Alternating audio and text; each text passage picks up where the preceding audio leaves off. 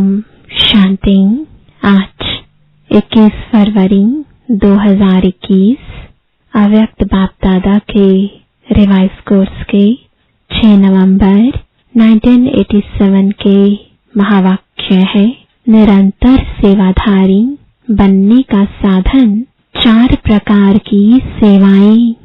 आज विश्व कल्याणकारी विश्व सेवाधारी बाप अपने विश्व सेवाधारी सहयोगी सर्व बच्चों को देख रहे थे कि हर एक बच्चा निरंतर सहज योगी के साथ साथ निरंतर सेवाधारी कहाँ तक बने हैं, क्योंकि याद और सेवा दोनों का बैलेंस सदा ब्राह्मण जीवन में बाप दादा और सर्वश्रेष्ठ ब्राह्मण आत्माओं द्वारा ब्लेसिंग का पात्र बनाता है।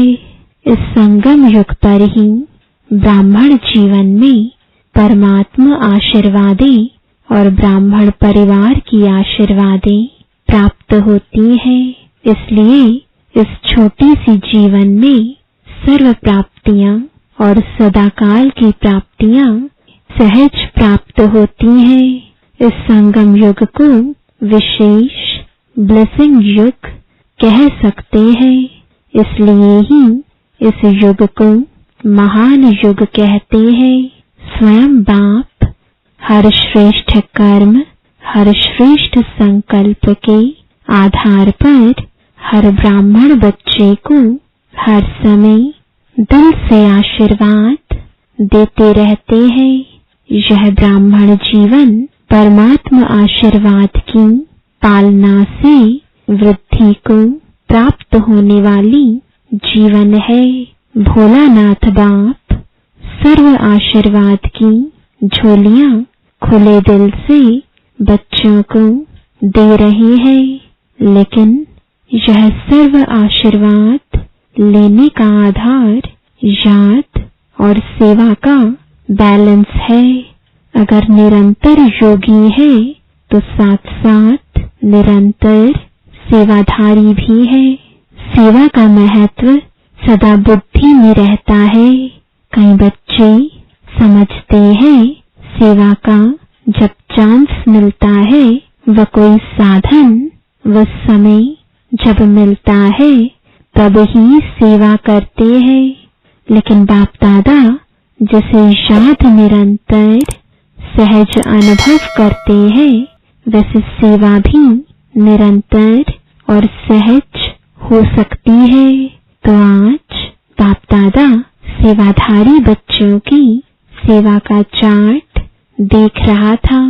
जब तक निरंतर सेवाधारी नहीं बने तब तक सदा की आशीर्वाद के अनुभवी नहीं बन सकते।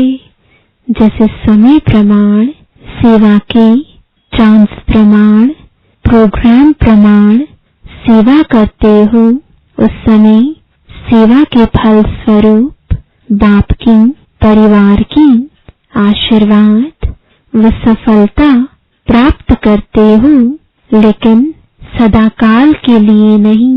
इसलिए कभी आशीर्वाद के कारण सहज स्व व सेवा में उन्नति अनुभव करते हो और कभी मेहनत के बाद सफलता अनुभव करते हो। क्योंकि निरंतर याद और सेवा का बैलेंस नहीं है। निरंतर सेवाधारी कैसे बन सकते, आज उस सेवा का महत्व सुना रहे हैं। सारे दिन में भिन्न भिन्न प्रकार से सेवा कर सकते हो। इसमें एक है स्व की सेवा, अर्थात स्व के ऊपर संपन्न और संपूर्ण बनने का सदा अटेंशन रखना। आपके इस पढ़ाई के जो मुख्य सब्जेक्ट है, उन सब में अपने को पास विद ऑनर बनाना है। इसमें ज्ञान स्वरूप, याद स्वरूप, धारणा स्वरूप सब में संपन्न बनना है। यह स्व सेवा सदा बुद्धि में रहे। यह स्व सेवा स्वतः ही आपके संपन्न स्वरूप द्वारा सेवा कराती रहती है, लेकिन इसकी विधि है अटेंशन और चेकिंग। स्व की चेकिंग करनी है, दूसरों की नहीं करनी। दूसरी है विश्व सेवा, जो भिन्न भिन्न साधनों द्वारा भिन्न भिन्न विधि से वाणी द्वारा व संबंध संपर्क द्वारा करते हो। यह तो सब अच्छी तरह से जानते हैं। तीसरी है यज्ञ सेवा, जो तन और धन द्वारा कर रहे हो। चौथी है मनसा सेवा, अपनी शुभ भावना, श्रेष्ठ कामना, श्रेष्ठ वृत्ति, श्रेष्ठ वाइब्रेशन द्वारा किसी भी स्थान पर रहते हुए अनेक आत्माओं की सेवा कर सकते हो। इसकी विधि है लाइट हाउस, माइट हाउस बनना। लाइट हाउस एक ही स्थान पर स्थित होते दूर दूर की सेवा करते हैं। ऐसे आप सभी एक स्थान पर होते अनेकों की सेवा अर्थ निमित्त बन सकते हो। इतना शक्तियों का खजाना जमा है तो सहज कर सकते हो। इसमें स्थूल साधन व चांस व समय की प्रॉब्लम नहीं है। सिर्फ लाइट माइट से संपन्न बनने की आवश्यकता है। सदा मन बुद्धि व्यर्थ सोचने से मुक्त होना चाहिए। मनमना भव के मंत्र का सहज स्वरूप होना चाहिए। यह चारों प्रकार की सेवा क्या निरंतर सेवाधारी नहीं बना सकती? चारों ही सेवाओं में से हर समय कोई न कोई सेवा करते रहो तो सहज निरंतर सेवाधारी बन जाएंगे। और निरंतर सेवाओं पर उपस्थित होने के कारण, सदा बिजी रहने के कारण सहज मायाजीत बन जाएंगे। चारों ही सेवाओं में से जिस समय जो सेवा कर सकते हो वह करो, लेकिन सेवा से एक सेकंड भी वंचित नहीं रहो। 24 घंटा सेवाधारी बनना है। 8 घंटे के योगी व सेवाधारी नहीं, लेकिन निरंतर सेवाधारी सहज है ना? और नहीं तो स्व की सेवा तो अच्छी है। जिस समय जो चांस मिले वह सेवा कर सकते हो। कई बच्चे शरीर के कारण व समय न मिलने कारण समझते हैं हम तो सेवा कर नहीं सकते हैं। लेकिन अगर 4 ही सेवाओं में से कोई भी सेवा में विधि पूर्वक बिजी रहते हो तो सेवा की सब्जेक्ट्स में मार्क्स जमा होती जाती है और यह मिले हुए नंबर यानी अंक फाइनल रिजल्ट में जमा हो जाएंगे। जैसे वाणी द्वारा सेवा करने वालों के मार्क्स जमा होते हैं, वैसे यज्ञ सेवा व स्व की सेवा व मनसा सेवा इनका भी इतना ही महत्व है। इसके भी इतने नंबर जमा होंगे। हर प्रकार की सेवा के नंबर इतने ही है, लेकिन जो चारों ही प्रकार की सेवा करते उसके उतने नंबर जमा होते। जो 1 व 2 प्रकार की सेवा करते उस अनुसार जमा होते। फिर भी अगर 4 प्रकार की नहीं कर सकते, 2 प्रकार की कर सकते हैं तो भी निरंतर सेवाधारी है। तो निरंतर के कारण नंबर बढ़ जाते हैं। इसलिए ब्राह्मण जीवन अर्थात निरंतर सेवाधारी सहज योगी जैसे याद का अटेंशन रखते हो कि निरंतर रहे, सदा याद का लिंक जुटा रहे, बस इस सेवा में भी सदा लिंक जुटा रहे, जैसे याद में भी भिन्न भिन्न स्थिति का अनुभव करते हो, कभी बीज रूप का, कभी फरिश्ता रूप का, कभी मनन का, कभी रूह रिहान का, लेकिन स्थिति भिन्न भिन्न होते भी याद की सब्जेक्ट में निरंतर याद में गिनते हो। ऐसे यह भिन्न भिन्न सेवा का रूप हो, लेकिन सेवा के बिना जीवन नहीं। श्वासोश्वास याद और श्वासोश्वास सेवा हो, इसको कहते हैं बैलेंस। तभी हर समय ब्लेसिंग प्राप्त होने का अनुभव सदा करते रहेंगे और दिल से सदा स्वतः ही यह आवाज निकलेगा कि आशीर्वादों से पल रहे हैं, आशीर्वाद से उड़ती कला के अनुभव से उड़ रहे हैं, मेहनत से युद्ध से छूट जाएंगे। क्या, क्यों, कैसे, इन प्रश्नों से मुक्त हो सदा प्रसन्न रहेंगे। सफलता सदा जन्म सिद्ध अधिकार के रूप में अनुभव करते रहेंगे। पता नहीं क्या होगा, सफलता होगी व नहीं होगी, पता नहीं हम आगे चल सकेंगे व नहीं चल सकेंगे। यह पता नहीं का संकल्प परिवर्तन हो, तब मास्टर त्रिकालदर्शी स्थिति का अनुभव करेंगे। विजय हुई पड़ी है, यह निश्चय और नशा सदा अनुभव होगा। यही ब्लेसिंग की निशानियां हैं। समझा, ब्राह्मण जीवन में महान युग में बाप दादा के अधिकारी बन फिर भी मेहनत करनी पड़े, सदा युद्ध की स्थिति में ही जीवन बिताएं। यह बच्चों के मेहनत की जीवन बाप दादा से देखी नहीं जाती, इसलिए निरंतर योगी, निरंतर सेवाधारी बनो। समझा? अच्छा, पुराने बच्चों की आशा पूरी हो गई ना? पानी की सेवा करने वाले सेवाधारी बच्चों को आफरीन यानी शाबाश है, जो अनेक बच्चों की आशाओं को पूर्ण करने में रात दिन सहयोगी है।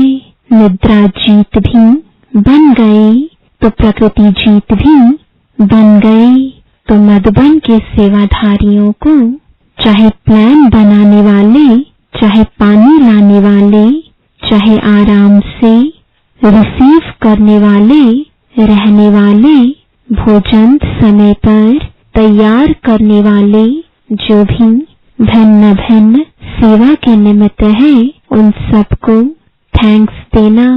बाप दादा तो दे ही रहे हैं। दुनिया पानी पानी करके चिल्ला रही है और बाप के बच्चे कितना सहज कार्य चला रहे हैं। बाप दादा सभी सेवाधारी बच्चों की सेवा देखते रहते हैं।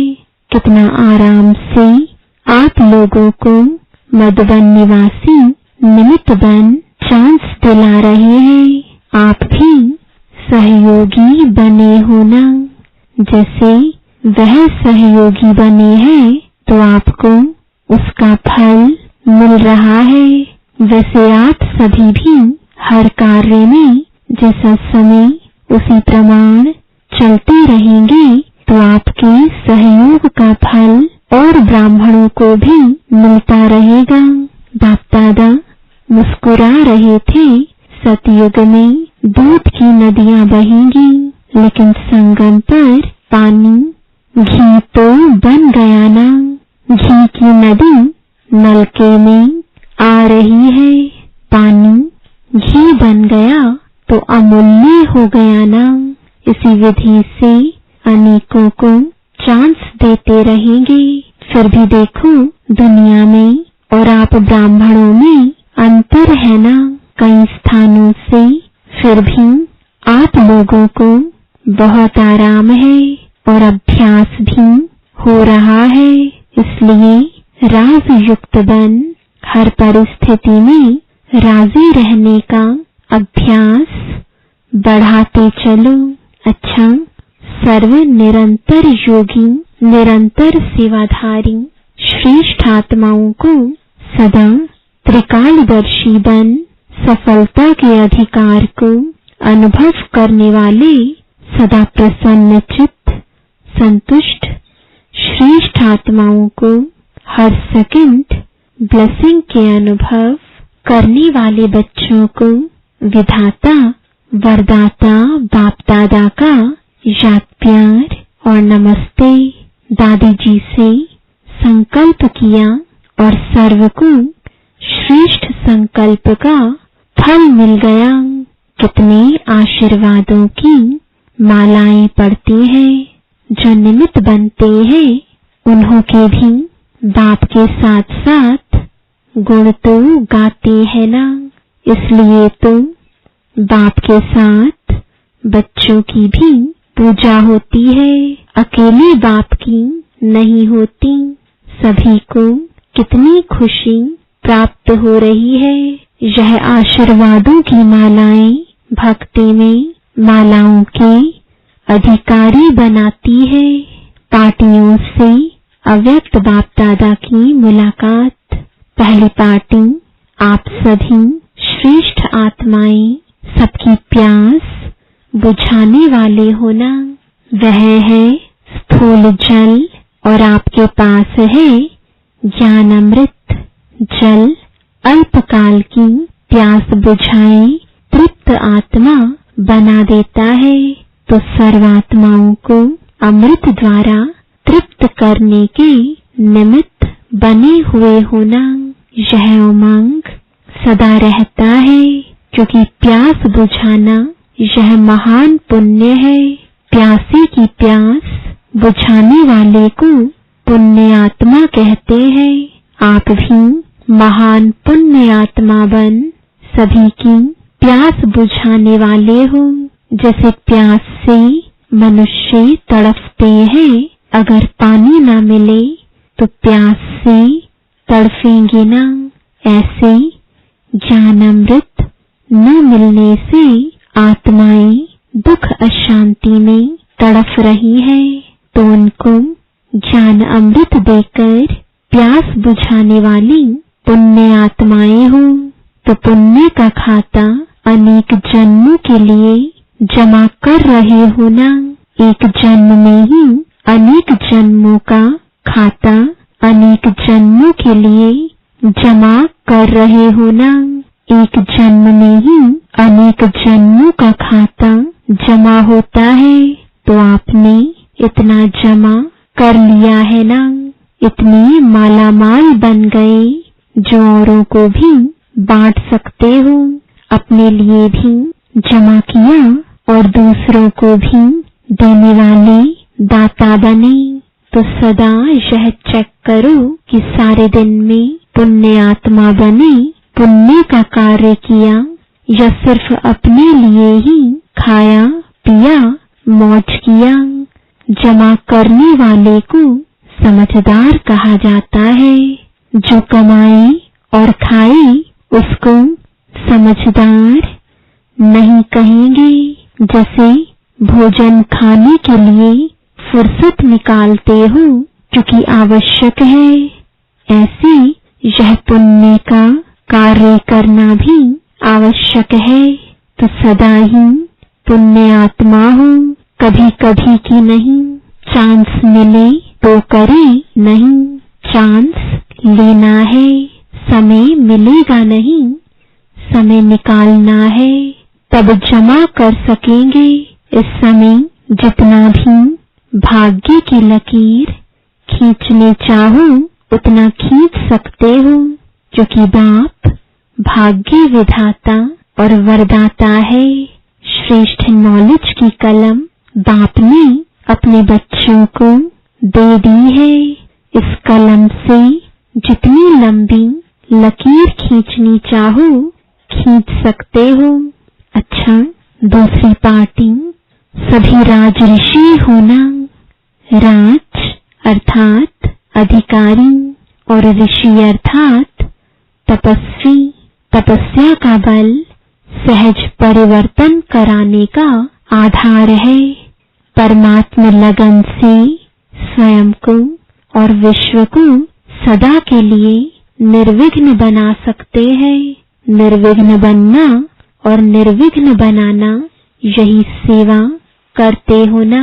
अनेक प्रकार के विघ्नों से सर्वात्माओं को मुक्त करने वाले हो, तो जीवन मुक्त का वरदान बाप से लेकर औरों को दिलाने वाले होना। निर्बंधन अर्थात जीवन मुक्त। तीसरी पार्टी, हिम्मते बच्चे मददे बाप। बच्चों की हिम्मत पर सदा बाप की मदद पदम गुणा प्राप्त होती है। बोझ तो बाप के ऊपर है, लेकिन ट्रस्टी बन सदा बाप की याद से आगे बढ़ते रहो। बाप की याद ही छत्र छाया है। पिछला हिसाब सूली है, लेकिन बाप की मदद से कांटा बन जाता है। परिस्थितियां आनी जरूर है, क्योंकि सब कुछ यहाँ ही चुकतू करना है, लेकिन बाप की मदद कांटा बना देती है। बड़ी बात को छोटा बना देती है, क्योंकि बड़ा बाप साथ है। सदा निश्चय से आगे बढ़ते रहो। हर कदम में ट्रस्टी अर्थात सब कुछ तेरा। मेरापन समाप्त। गृहस्थी अर्थात मेरा।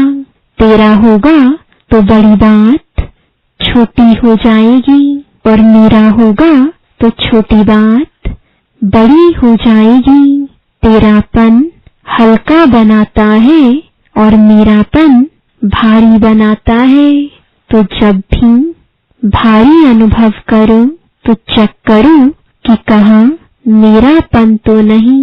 मेरे को तेरे में बदली कर दो, तो उसी घड़ी हल्के हो जाएंगे। सारा बोझ एक सेकंड में समाप्त हो जाएगा। अच्छा, वरदान है संतुष्टता की विशेषता व श्रेष्ठता द्वारा सर्व के इष्ट बनने वाले वरदानी मूर्त भव, जो सदा स्वयं से और सर्व से संतुष्ट रहते हैं। वही अनेक आत्माओं के इष्ट व अष्ट देवता बन सकते हैं।